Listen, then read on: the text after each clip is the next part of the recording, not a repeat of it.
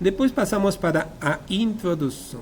E aqui nesta parte da introdução, só para fazer um parênteses, os artigos, não consigo ler um artigo em uma hora. Então, no início eu vou demorar mais de um dia fazendo essa leitura.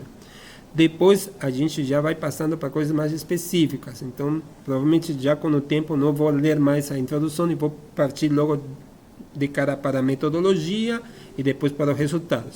Mas para o aluno ir se familiarizando com o que deve estar escrito ali. Bom, há uma regra bem básica na escrita de um material técnico, um artigo, seja um TCC, seja um relatório, tudo mais, que a introdução deve apresentar, primeiro, um contexto do trabalho, ou um contexto do problema, tá? E no último parágrafo, tá? Antes de começar o item 2, experimental, procedimento experimental, né? Ele tem que apresentar aqui o objetivo também, de forma mais abrangente, mais clara. Isso é um consenso, tá? Se isso não estiver, que o artigo tem algumas falhas. E muitos de fato têm. Como devo esperar que a introdução seja escrita? Bom, a introdução deve ser escrita num sistema que eu chamo de funil, ou seja, um parágrafo que aborde o assunto de forma abrangente. Por exemplo, posso falar de a problemática do tratamento de resíduos e como eles afetam no meio ambiente. Depois vou afunilando. Que resíduos sólidos são esses? Depois, quais os métodos específicos? E depois, que método específico o meu trabalho vai tratar? Ou de que se trata? Isso é um funil, porque peguei um tema muito abrangente, que, por exemplo, a problemática do tratamento de resíduos, e fui afunilando, tá? Porque eu vou tratar, por exemplo, garrafas PET, eu posso tratar resíduos de tecidos, etc. Então, a ideia é essa. Sempre vai ser essa. E um detalhe muito importante, que com o tempo o aluno pode vir a aprender melhor, é que a primeira frase deve causar impacto. Ou seja, deve ser uma frase que chame a atenção do leitor, que diga, olha, há um problema grave e tem que ser tratado. Tá? Que convide o leitor a ler, senão o leitor não vai ler mesmo. E aqui diz, né?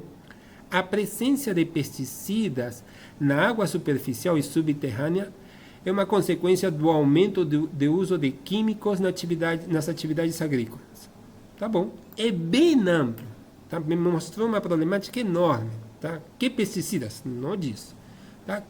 Água superficial e a água do subterrâneo. Superficial o quê? Rios, mares, lagos, sei lá. Também não diz. Tá? E quais atividades agrícolas? Também não diz. Mas isso já chama atenção. Isso tem aumentado a preocupação da saúde e da proteção ambiental. Sim, isso chama atenção, porque os herbicidas, os agroquímicos, sabe-se que já são venenos, são contaminantes. Depois ele diz, recentemente, muitos esforços têm sido desenvolvidos realizados, né, para desenvolver técnicas para remediar ou evitar a presença de pesticidas na água. Pronto. E aí ele coloca a primeira citação bibliográfica. Tá? E veja bem que isto tudo tem que estar com citações. E por que tem que estar com citações? Porque isso não sai da cabeça dos autores. Isso eles leram, pesquisaram. Isso ninguém nasce sabendo. Você aprende lendo. Então, por isso tem que ter a citação aqui. Porque eu diria que na primeira frase não deveria citar ninguém, e ele de fato não cita, né? A presença de pesticidas na água superficial e subterrânea é uma consequência do aumento do uso de agroquímicos nas atividades agrícolas. Porque há milhões, trilhões centenas, dito melhor, estou exagerando, centenas de trabalhos que falam sobre isso. Então ele não precisa citar, tá? Porque ele citaria muitos trabalhos ali, tá? E aqui sim, recentemente, muitos esforços de pesquisa têm sido conduzidos para desenvolver técnicas para ajudar a evitar ou prevenir esses pesticidas na água. Ok, tá bom. Há um importante grupo de contaminantes orgânicos, os quais devem ser controlados ou minimizados no problema de contaminação. Aí ele já está funilando, tá? Ele falou dos pesticidas em geral, mas agora está falando que há um importante grupo de poluentes. E aqui ele cita 3 artigos. Pesticidas aniônicos são de preocupação particular, porque eles são muito fracamente retidos pela maioria dos componentes do sedimento do solo, de modo que eles permanecem dissolvidos na solução do solo, nos solos, e podem ser rapidamente espalhados. Percebem como vai afunilando? Ele falou de um problema bem geral, depois falou que alguns pesticidas são de preocupação maior, e aqui ele fala quais são os pesticidas aniônicos, porque eles ficam fracamente retidos, eles permanecem dissolvidos em solução no solo e podem se espalhar bastante. Então ele está afunilando. E afunila ainda mais. Ele diz, o 2,4-D, que tem um nome bem grande, é um ácido com uma função orgânica, que eu não vou falar, e está sendo muito usado para controlar uma ampla variedade de folhas de plantas, de ervas, aqui de cereais, de pastagens, de jardins, etc. Então ele afunila ainda um pouco mais. Então ele falou dos agroquímicos e como eles são muito ruins, falou de que os aniônicos são piores ainda, e aqui ele fala especificamente disso. E por que este 2,4 é ruim? Porque além de ser usado bastante, ele é de baixo custo, de boa seletividade. Então ele já contextualizou o problema em um único parágrafo. Tá vendo? Com frases curtas, bem legal. Ou seja, me conduziu para um problema, devagar me levou para especificamente o que eu queria saber, e ele chegou em um único parágrafo ao 2,4D, partindo de uma problemática bem ampla. Isto está bem escrito. Tá bom. Aqui ele continua, tá? Os resíduos deste 2,4D são frequentemente reportados nas águas superficiais e do subsolo devido à sua baixa absorção no solo e alta taxa de lixiviação. Ou seja, eles se espalham facilmente, então eles são muito ruins. E cita aqui também no autor. Aqui também ele faz citações, porque são afirmações bem concretas, então ele tem que ter um embasamento teórico, bibliográfico. Ele começa a falar muito mal desse herbicida. Esta substância é considerada moderadamente tóxica e com uma concentração máxima permissível na água de 30 ppb. É muito pouco, 30, é a máxima que deve ter. 30 ppb, 30 partes por bilhão, é muito pouco, tá? E é o máximo que deve ser permitido. Então, ele não é bom, tem que ser eliminado. Aí continua, e olha só como está funilando, tá falando mais. Diversos métodos químicos, físicos, químicos e biológicos têm sido desenvolvidos para remover o 2,4D da água, e afunila mais. Falou da problemática ambiental, falou dos tipos dos herbicidas, um grupo específico, falou dos aniônicos, falou do 2,4D, falou alguma coisa mais das características do 2,4D, e agora fala dos métodos para que remover ou tratar esse herbicida. Entre estes métodos, está vendo como vai afunilando, como vai cada vez mais direcionando o leitor para quê? Para fazer uma introdução ao trabalho desses autores, de fato, que é a remoção utilizando o método da dissorção. Entre esses métodos, a dissorção é um dos quais diminui a mobilidade do soluto e poderia ser aproveitado no controle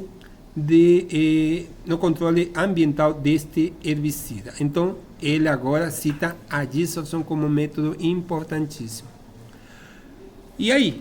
Bom, citou esse método, fez a referência, e agora, mas como faço a dissorção? Eu posso fazer, sei lá, com carvão ativado, diversos materiais para dissolver.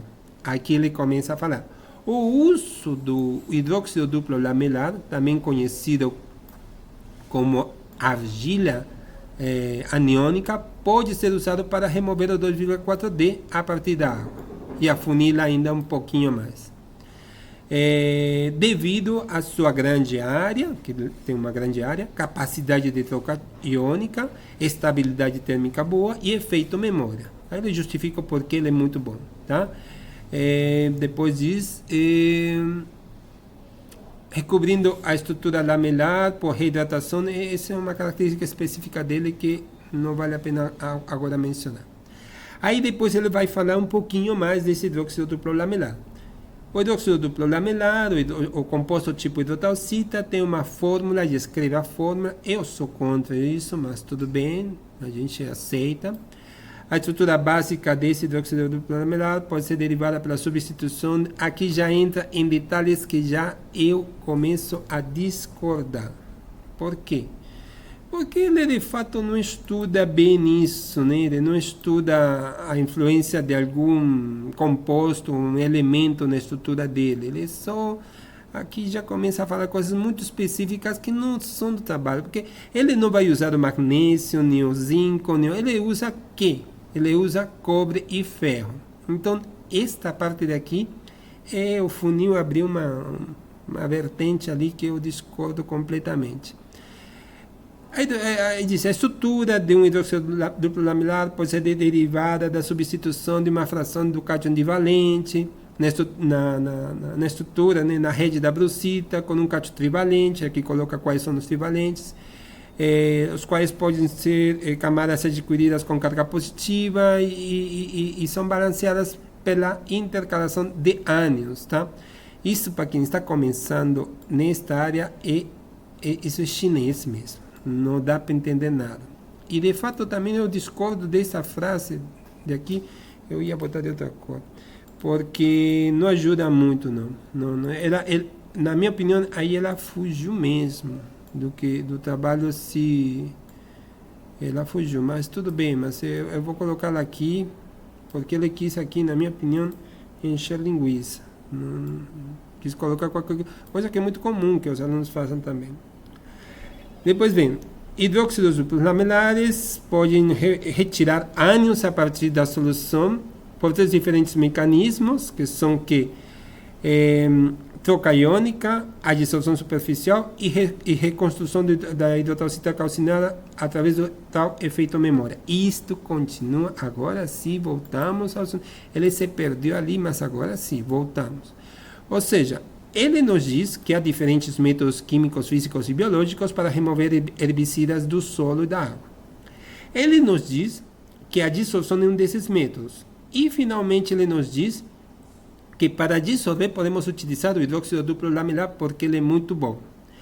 E depois, aqui embaixo, nos diz que ele pode remover um herbicida por três métodos: troca iônica, a dissolução superficial e reconstrução de uma hidrotalcita calcinada através do tal famoso efeito memória.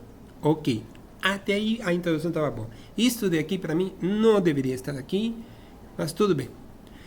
E como eu disse, o último parágrafo, que aqui, embora eu teria feito parágrafos, nessas partes aqui ele fez um parágrafo enorme, porque a ideia é que sempre um parágrafo deve transmitir uma única ideia, e aqui tem um único parágrafo, o segundo, que transmite muitas ideias. Na última frase, ele deve escrever o que? O objetivo. Isso tem que ser encontrado em toda a introdução. Se o aluno não consegue identificar no abstract claramente o objetivo, no final da introdução tem que estar o objetivo mesmo.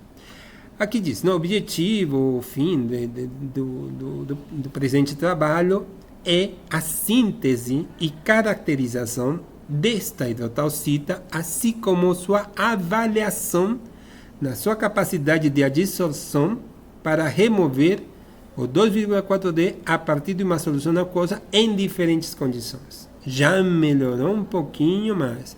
Veja este objetivo. Está muito escuro isso. Vou botar um azul mais clarinho. Veja este objetivo, tá? Com este daqui de cima, que diz, né? O objetivo é a síntese, caracterização e a avaliação da capacidade de adsorção do LDH para remover o 2,4-D a partir da solução em diferentes condições. Agora aqui, Compostos do tipo do tal cita foram estudados como potencial dissolvente do 2,4D. É muito vago, né? Muito vago mesmo. Então, qualquer coisa, você lê aqui. E, afinal, ele coloca mais uma frase que eu acho infeliz demais. E vou dizer por que ela está numa situação infeliz. A estrutura do 2,4D é mostrada na figura 1. Tá? Por que ela está infeliz? Que ela é desconexa. Ela não tem relação com a frase anterior. Não tem nenhuma relação. Tá? Nenhuma. E aqui ele coloca a fórmula expandida, né? Estrutural do 2,4D. Aonde deveria estar essa? Em algum parágrafo como este de aqui, por exemplo. Se eu colocava aqui 2,4D é um ácido ariloxi alcanoico, sei lá, não sei que das quantas, aí botar figura 1, e aí se valia a pena citá-lo, porque é a primeira vez que estou falando dele. Qualquer um ficaria aqui dizendo, mas como que esse ácido, qual é a fórmula dele? Como é a primeira vez que está sendo citado, valia a pena aí colocar figura 1 e aqui. Aqui não faz nenhum sentido estar, porque não tem correlação com o parágrafo anterior. Não com a frase anterior, né? Porque não chega a ser um parágrafo, com a frase anterior. Então, com isto estou mostrando para vocês o que o aluno deve sempre identificar nos artigos que de fato são importantes no seu trabalho. Ler o abstract e identificar essas partes que são extremamente relevantes no abstract e ver se todos os artigos, ou a maioria deles, tem esse processo de escrita, né? Tipo funil. Parágrafos que tratam do assunto de forma bem ampla, depois parágrafos que vão tratando do assunto de forma mais específica, direcionada ao que trata o trabalho. Tá?